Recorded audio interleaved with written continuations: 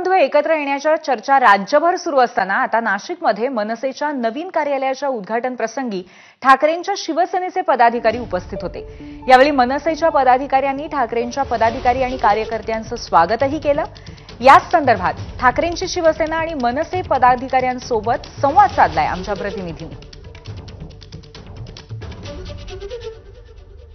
महाराष्ट्र नवनिर्माण सेनेच्या राजगड कार्यालयाचं नूतनीकरण आज झालेलं आहे। त्यानिमित्त आम्ही नवचंड याग, सत्यनारायण पूजन, वास्तुपूजन आम्ही ठेवलेलं होतं आणि आम्ही सर्व पदाधिकाऱ्यांना आम्ही आग्रहाचं आमंत्रण केलं होतं की तुम्ही ह्या प्रसादासाठी, जेवणासाठी तुम्ही यावं।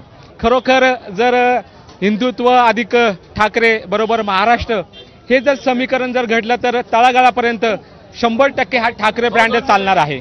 शिवसेनेमधूनच वेगळे झालेले मनसे म्हणजे आम्ही दोघं भाऊ आहे आणि ते कधी एकत्र येऊ शकतात आणि काही चमत्कार घडू शकतो। आज मनसेचा कार्यालयाचं वर्धापनाचं उद्घाटन आहे, त्यासाठी आम्ही आलेलो आहे।